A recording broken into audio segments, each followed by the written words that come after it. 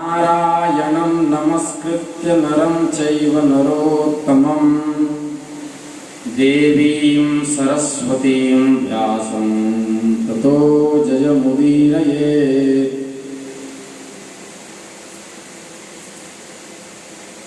प्रह्लाद नारद पराशर पुंडरीका व्यासाम्बरीश शुक शौनक भीष्मदाल्भ्यान् रुक्मान् गदार्जुन वसिष्ठ विभीषणादीन् पुण्यानिमान् परम भागवतान् नमामि। अच्युतं केशवं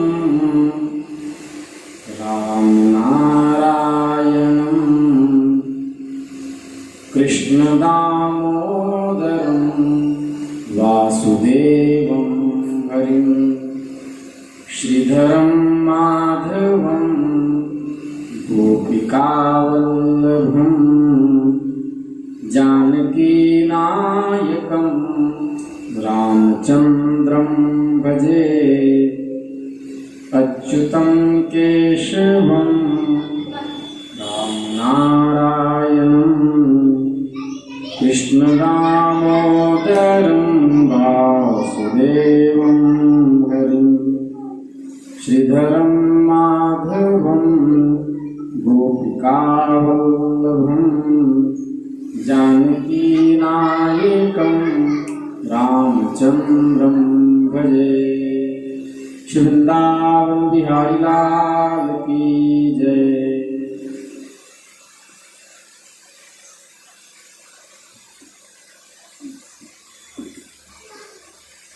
हरिशरणं भक्तवांछाकल्पतरु भक्तवत्सल शरणागत वत्सल दीनबंधु दया सिंधु भगवान श्री हरि की महती कृपा करुणा से हम आप सब इस विशुद्ध सत्संग परिसर में बैठकर भगवान श्री कृष्ण की बाल लीला के माध्यम से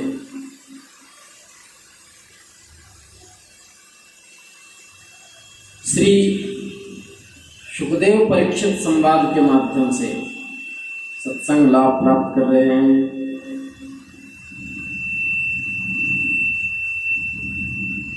हम लोगों ने सुना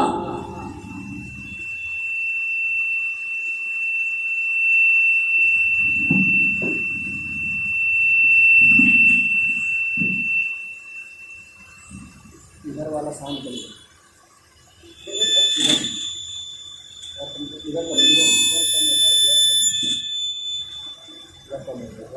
बड़ा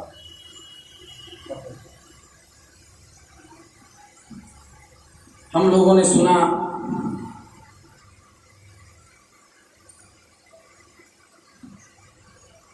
कालिया नाग भगवान को अपनी कुंडली में जकड़ लिया और फन से आघात किया, जिससे भगवान श्री कृष्ण मूर्छित हो गए, उनके मुख से झाग गिरने लगा। इस लीला को देख करके ब्रजवासी यमुना तट के पल्ली पर मूर्छित होकर गिर गए। यशोदा जी बार बार उस कुंड में कूदना चाह रही हैं, श्री कृष्ण की रक्षा करना चाह रही हैं, पर बलराम जी ने संभाल लिया। वो सब जानते हैं कि ये कनुआ लीला कर रहा है, इनको कुछ हो नहीं सकता। तम जिह्वया द्विशिखया परिलेलिह्यनम् द्वे सृक्किणी यतिकरालपिशाग्रदृष्टिं क्रीडन्नमुं परिससार यथा खगेन्द्रो बभ्रामसोऽप्यवसरं प्रसमीक्षमाणः। भगवान श्री कृष्ण ने उस समय जब देखा कि मैया मूर्छित हो रही है, नंद बाबा भी आत्महत्या करने के लिए उद्यत हैं, सब ब्रजवासी प्राण शून्य होकर गिरे हुए हैं, भगवान श्री कृष्ण ने अपने शरीर को फुला करके मोटा कर लिया, जिससे नागपाश की पकड़ ढीली पड़ गई। तब वह कुंडली को छोड़ करके क्रोध से आग बबूला होकर के अपने फण को ऊंचा करके फुफकार मारने लगा।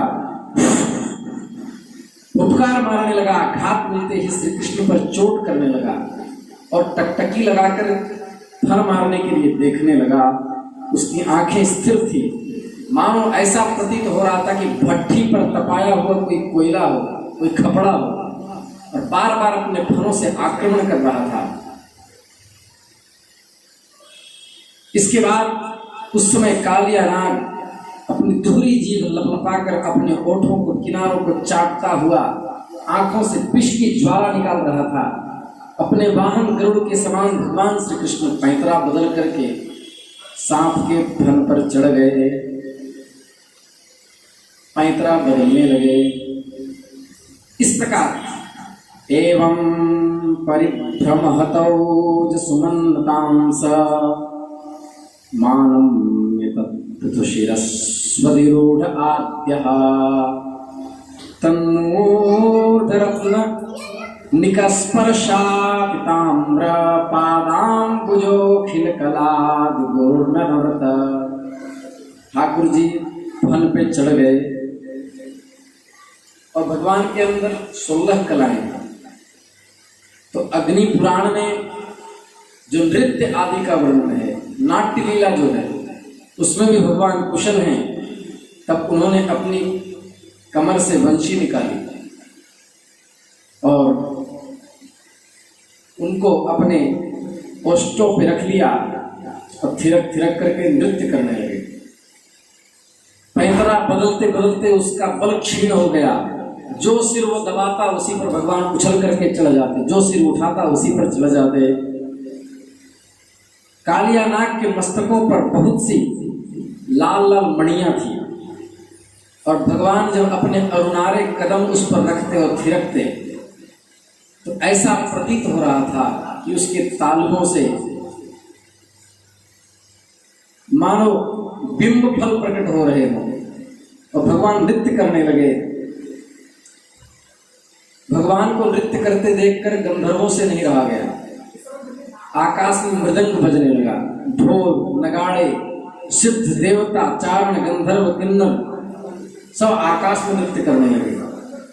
प्रेम से मृदंग, ढोल नगाड़े, कामदेव ढोल बजाने लगा, मृदंग बजाने लगे, इंद्र आदि सब नृत्य करने लगे, सुंदर सुंदर गीत गाने लगे, पुष्पों की वर्षा होने लगी। भगवान के पास ऊपर से पुष्पों की वर्षा हो रही थी। कालिया नाग के 101 सिर थे। वह अपने जिस सिर को नहीं झुकाता था उसी को प्रचंड दंडधारी भगवान अपने पैरों की चोट से कुचल डालता। तांडव गति मुंडन पर नाचत गिरधारी। सूरदास जी का तांडव गति मुंडन पर नाचत गिरधारी। मुख और नथुने से खून उगलने लगा। अंत में चक्कर काटते काटते बेहोश हो गया। आंखों से विष उगलता था। क्रोध के मारे जोर जोर से फुफकार मारता था और अपने सिरों को हिम्मत करके ऊपर उठाता, किंतु भगवान नाचते नाचते ठोकर से झुका कर से रोंद देते। तच्चित्र तांडव विरुग्न फणात पत्रो रक्तम मुखैरुरुवमन् नृपभग्न गात्रः स्मृत्वा चराचर गुरुं पुरुषं पुराणं नारायणं तमरणं मनसा जगामा। क्या सुंदर श्लोक है। भगवान अद्भुत तांडव कर रहे हैं। उस तांडव नृत्य के लालित्य से काली के फण छत विछत हो गए, एक एक अंग चूर हो गया। वह नाग फुफकारता हुआ खून का वमन करने लगा। भगवान श्री कृष्ण के उदर में संपूर्ण विश्व है। सहस्र शीर्षा पुरुषः सहस्राक्षः सहस्रपात स भूमिगुं सर्वस्पृतवात्या तिष्ठद्दशाङ्गुलं श्री कृष्ण के उदर में संपूर्ण विश्व है, इसलिए उनके भारी बोझ से मानो उस पर विश्व ही सवार हो गया हो। तो कैसी स्थिति बेचारे की हुई होगी, उसकी हालत खराब हो गई। जब एड़ियों की चोट से छत्र के सारे फण छिन्न छिन्न हो गए, तब नाग पत्नियों ने सोचा कि अब लगता है हम सब विधवा हो जाएंगे। सब भगवान की शरण में गए। नाग पत्नियों ने कहा, न्यायो हि दंड कृतकृलविशेस्मिन् स्थावतारः कलनिग्रहाय रिपोसुतानामपि तुल्यदृष्टेर्धत्से दमं फलमिवानुशंसन्। हे नाथ, हे प्रभु, आपका यह दंड अब यह सह नहीं सकता। आपका यह अवतार दुष्टों को दंड देने के लिए हुआ है। इस अपराधी को दंड देना सर्वथा उचित है, क्योंकि आपकी दृष्टि में न कोई शत्रु है, न पुत्र, कोई भेदभाव नहीं। आपके लिए सब समान है। समत्वम योग उच्यते, गीता का सिद्धांत। आपके लिए न कोई अपना है, न पराया है। आप उस पर कृपा कर रहे हैं, उसके पापों का प्रायश्चित्त करवा रहे हैं, आप उनका परम कल्याण कर रहे हैं।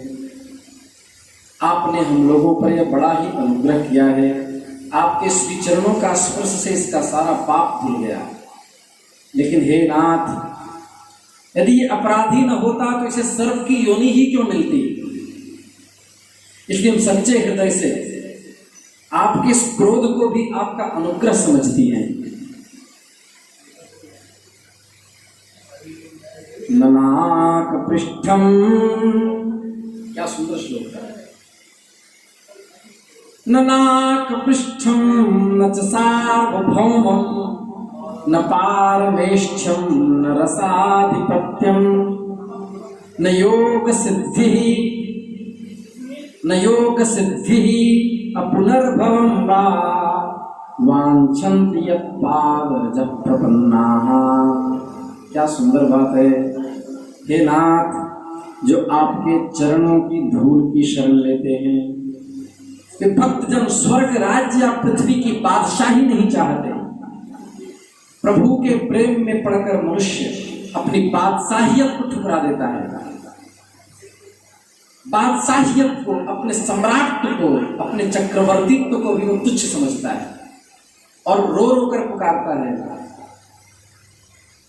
मेरे प्राणेश मनमोहन तुम्हें ढूंढूं कहाँ जाकर, तुम्हें ढूंढूं कहाँ जाकर। तुम्हारी याद आते ही झड़ी आंसू की लग जाती, तो फिर दिल में आता है कि मर जाऊं जहर खाकर।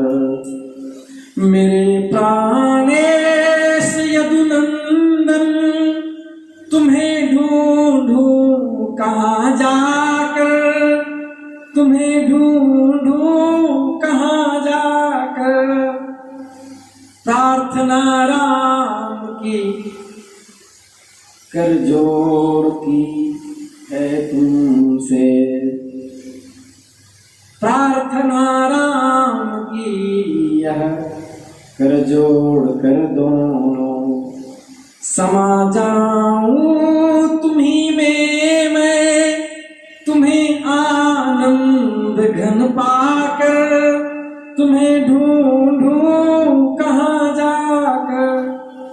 हे नाथ, आपके चरणों की धूल की शरण जो लेते हैं, वो बादशाहियत भी नहीं चाहते, न वे रसातल की ही राज चाहते हैं, तो ब्रह्मा का पद भी नहीं चाहते, मोक्ष की भी इच्छा नहीं रखते।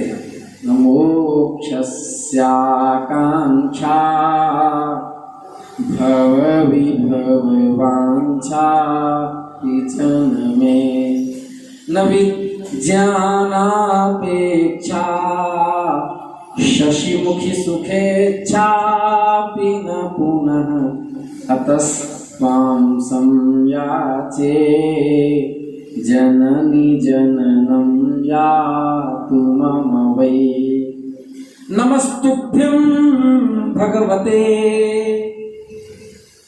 नागपत्नियां कह रही है, नमस्तुभ्यं भगवते पुरुषाय महात्मने भूतावासाय भूताय पराय परमात्मने कालाय कालनाभाय कालावयवसाक्षिणे विश्वाय तत्उपद्रष्टे तत्कर्त्रे विश्वहेतवे।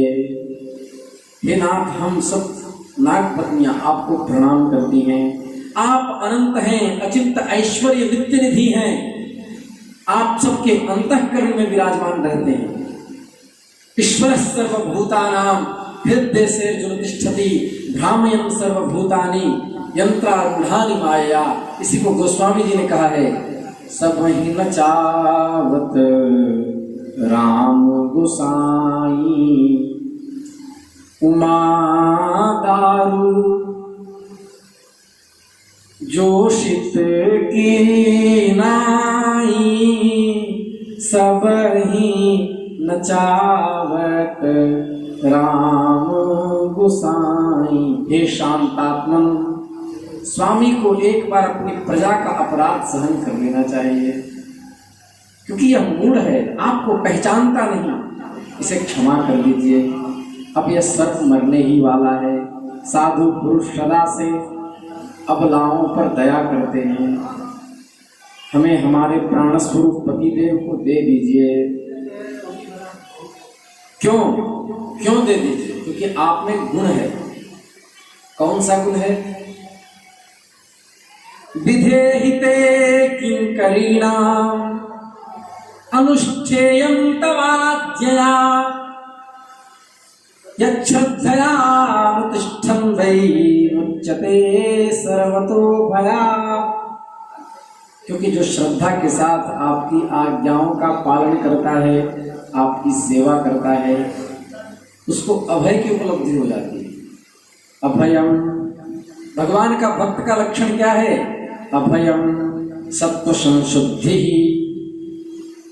ज्ञान योगवस्थिति दानम दमश्च यज्ञश्च स्वाध्यायस्तप आर्जवम् अहिंसा सत्यमक्रोधश् त्यागः शान्तिरपैशुनम् दया भूतेष्वलोलुप्त्वं मार्दवं ह्रीरचापलम् तेजः क्षमा धृति शौच मद्रोहो नातिमानिता भवन्ति संपदं दैवीम् अभिजातस्य भारत।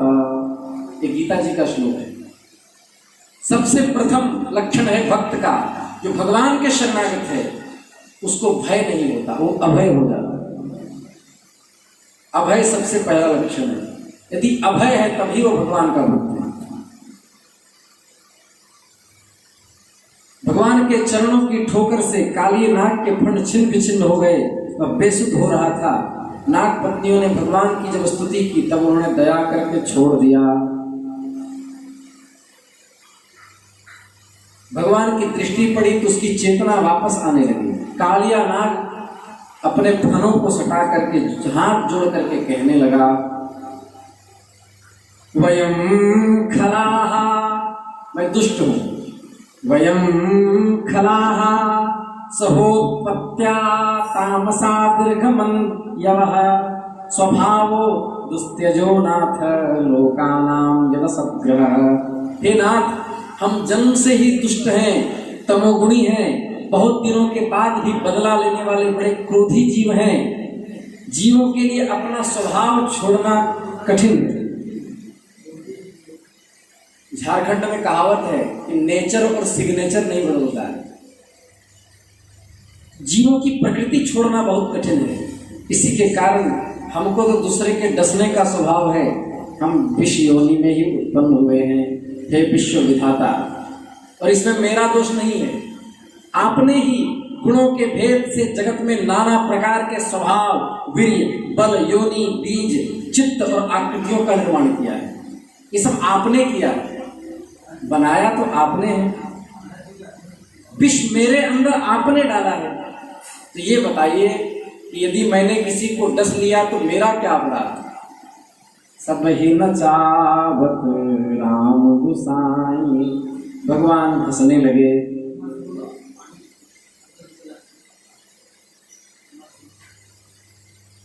शरणागत कालिया नाग हुआ। शरणागत होने के बाद भगवान ने दया कर दी। भगवत प्राप्ति किसको होती है? क्या मोटी मोटी माला टांगने से भगवान मिलते हैं, या गैरिक वस्त्र धारण करने से भगवान मिलते हैं, या बड़ा बड़ा तिलक लगाने से भगवान मिलते हैं? नहीं, ये ईश्वर की प्राप्ति में सहायक हो सकता है, किंतु भगवान कैसे मिलते हैं? मलुकदास जी कह रहे हैं, नावो रीझे जप तप कीने। इसका मतलब ये नहीं कि माला छोड़ दो, ये मार्ग है। नावो रीझे जप तप कीने, न आत्म के जारे। नावो रीझे धोती टांगे, न काया के पखारे। दया करे धर्म मन राखे, जग से रहे उदासी। अपना सा दुख सबका जाने, ताहि मिले अविनाशी। और सहे कुशब्द बादहु त्यागे, छाड़े गर्व गुमाना। यही रीझ मेरे प्रभु रघुवर की, कहत मलूक दीवाना। यही रीझ मेरे प्रभु रघुवर की, कहत मलूक दीवाना। क्या छोड़ना पड़ेगा? अनायास प्रलाप, दुनियादारी, दूसरों को कटु वचन कहना, उसको ईश्वर की प्राप्ति नहीं होती। सहे कुशब्द और ईर्ष्या का त्याग कर दे। बादहु त्यागे, छाड़े गर्व गुमाना। यही रीझ मेरे प्रभु रघुवर की, कहत मलूक दीवाना। आपकी ही सृष्टि में हम सर्प भी हैं, हम जन्म से ही बड़े क्रोधी हैं। हे भगवान, इसमें मेरी कोई गलती नहीं, मुझे क्षमा कर दीजिए। भगवान श्री कृष्ण ने कहा, सर्प अब तुझे यहाँ नहीं रहना चाहिए, तो अपने जाति भाई पुत्र और स्त्रियों के साथ शीघ्र यहाँ से समुद्र में चला जाओ, क्योंकि अब हम धरती पर आ चुके हैं और ये ग्वाल बाल जमुना जी का मीठा जल पीना चाहते हैं। ये जल का उपभोग करेंगे जो मनुष्य, अब ध्यान से सुने, जो इस कालिया नाग के प्रसंग का स्मरण करेगा उसके घर में कभी सांप नहीं आएगा। यह एतत् संस्मरेन् मर्त्यस्तुभ्यं मदनुशासनं, कीर्तयन् भयो संध्योर्नयुष्मद्भयमाप्नुयात्। जाओ, जो मनुष्य दोनों समय सुबह और शाम तुझको दी हुई मेरी इस आज्ञा का स्मरण करेगा, इस कथा का स्मरण सुबह और शाम करेगा, उसको सर्प से कभी भय नहीं होगा। ये भगवान ने आशीर्वाद दे दिया। भैया, सुबह और शाम जंगल में रहने वाले को जरूर इस प्रसंग को पढ़ना चाहिए। जो पुरुष इस जल में स्नान करके देवता और पितरों को तर्पण करेगा, उपवास करेगा, उसके पितरों को अक्षय तृप्ति होगी। गरुड़ के भय से वो रमणक द्वीप को छोड़ करके यमुना जी में आया था, तो कहा महाराज वहां जाएंगे तो फिर गरुड़ जी हमको खा जाएंगे। शौभरी ऋषि का आशीर्वाद था और श्राप था कि इसमें यदि गरुड़ जी आएंगे तो उनकी मृत्यु हो जाएगी, इसलिए गरुड़ जी का यहाँ प्रवेश नहीं से मैं जान बचा के यहाँ छिपा हुआ था। भगवान ने कहा कि अब मेरे चरण कमलों की छाप तेरे मस्तक पे पड़ गई है, गरुड़ जी देखेंगे तो तुम्हें साष्टांग दंडवत करेंगे, क्योंकि तुम वैष्णव हो गए हो। तब परीक्षित जी ने कहा कि हे नाथ, काली नाग ने नागों के निवास स्थान रमणक द्वीप को क्यों छोड़ा? तो भगवान परीक्षित उपदेश कर रहे हैं, कह रहे हैं प्रत्येक मास में गरुड़ जी का आदेश था कि उनको भोजन के लिए एक सर्प प्रत्येक अमावस्या को भेंट किया जाए। होता यह था कि गरुड़ जी की माता बिनता और सर्पों की माता कद्रू में आपस में वैर था। माता का वैर स्मरण करके गरुड़ जी जो सर्प मिलता वो खा जाते। इससे व्याकुल होकर सर्प सब ब्रह्मा जी की शरण में गए। तो ब्रह्मा जी ने कहा ठीक है, अब गरुड़ जी हैं, भगवान के वाहन हैं, उनको तो मैं रोक नहीं सकता। तो नियम बना दिया कि प्रत्येक परिवार का नंबर बाय नंबर बारी बारी से प्रत्येक अमावस्या को गरुड़ जी को एक सर्प बलि दिया करें। उसमें से प्रतिदिन गरुड़ जी एक सर्प को खा लेते। लेकिन ये जो काली नाग था इतने बल के घमंड में आकर उनके भोजन को स्वयं खा जाता, दूसरे सर्प को खा जाता। और जब इसका नंबर आया तो ये गरुड़ जी पर झपट पड़ा, फन मार दिया, गरुड़ जी को डस दिया। गरुड़ जी को डसने पर उनको बड़ा क्रोध हुआ, जीभ लपलपा रहा था, सांसें लंबी चल रही थी, आंखें बड़ी डरावनी जान पड़ती थी। तारक्षनंदन गरुड़ जी विष्णु भगवान के वाहन हैं, इसलिए उनका वेग तथा पराक्रम अतुलनीय है। महाभारत ग्रंथ में लिखा है जब गरुड़ जी अपने वेग से उड़ रहे थे तो उनके पंख से जो पर्वत टकराते थे वो चूर्ण बन जाता था, पाउडर। इतना पराक्रम था। ऐरावत हाथी को अपने श्वासों से उड़ा करके फेंक दिया जब वो अमृत लाने के लिए गए। आस्तिक पर्व में बड़ा सुंदर वर्णन है। तो तारक्षनंदन गरुड़ जी विष्णु भगवान के वाहन है। काली नाग की यह ढिठाई देखकर शरीर को उठा करके फेंक दिया और पंख की चोट से काली नाग घायल हो गया। अब गरुड़ जी उसको खाना ही चाहते थे कि वह वहां से भाग निकला और जल के मार्ग से वो यमुना जी में आकर रुक गया। यमुना जी में उसको क्यों सुरक्षा मिली? क्योंकि कालांतर में कुछ दिन पहले यमुना जी में डूब करके जल के अंदर जलस्तंभन विद्या से महर्षि सौभरी तप कर रहे थे। तप करते हुए उन्होंने देखा एक दिन गरुड़ जी आकाश मार्ग से आए और मना करने के बाद में मछलियों ने प्रार्थना की, फिर भी भूख से गरुड़ जी व्याकुल हो रहे थे तो मछलियों के मुखिया को खा गए। मछलियों ने विनती की तो सौभरी ऋषि ने क्रोधित होकर के श्राप दे दिया कि दोबारा यदि गरुड़ जी इस कुंड में घुसकर मछलियों को खाएंगे तो उसी क्षण प्राणों से हाथ धो बैठेंगे। इस डर से गरुड़ जी वहां नहीं जाते थे। यह महात्माओं का प्रभाव कि भगवान के वाहन को भी श्राप दे देते हैं। इसलिए कालिया नाग मस्ती से रहता था कि यहाँ गरुड़ जी आने वाले नहीं है। लेकिन अब भगवान के चरण कमल का चिन्ह उसके फन पर पड़ गया, इसलिए रमणक द्वीप में वह आनंद में रहने लगा। बोले श्री वृंदावन बिहारी लाल की जय। इसके बाद जब भगवान बाहर आए तो यशोदा मैया ने गले से लगा लिया। यशोदा रोहिणी नंदो गोप्यो गोपाश्च कौरव कृष्णं समेत्य लब्धेहा आसन लब्ध मनोरथाः। श्री कृष्ण को हृदय लगाकर सब हंसने लगे। कनुआ मैं जानता था कि तू जरूर बाहर आ निकलेगा। बलराम जी कहने लगे तू हम लोग को भ्रमित कर रहा था, चलो आज खूब मैया मक्खन खिलाएगी, आज तुम्हें डांट बिल्कुल नहीं पड़ेगी, आज जितना मक्खन हो फोड़ फोड़ करके मटकिया खाना, क्योंकि आज तो मैया तेरे पर वारी हो गई है। कृष्ण कृष्ण महाभागा हे रामामित विक्रमा एष घोर तमोबन निस्तावकान ग्रसते हिनः। रात्रि हो गई, यमुना जी के तट के किनारे ही सब सो गए। उसी समय जंगल में आग लग गई, त्राही त्राही मच गई। ठाकुर जी थके हुए थे, शयन कर रहे थे। सब श्री कृष्ण झेल झेल कर उठाने लगे। अरे आग लग गई है, भागो भागो। सारे ब्रजवासी लगता आज झुलस करके यही मर जाएंगे।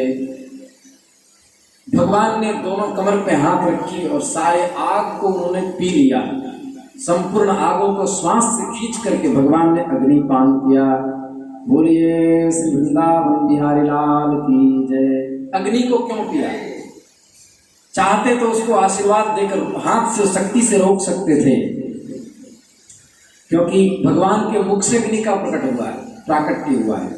तो कारण कार्य जो है वह कारण में जाकर के मिल जाता है। आप दीपक जब घर में जलाओगे तो गुरुत्वाकर्षण शक्ति होने के बाद भी दीपक की लौ धरती की ओर नहीं जाती है, आकाश की ओर जाता है, क्योंकि सूर्य तत्व का अंश है। तो कारण कार्य की ओर बढ़ता है, कार्य कारण की ओर बढ़ता है। कार्य है अग्नि, उसकी उत्पत्ति कहाँ से हुई?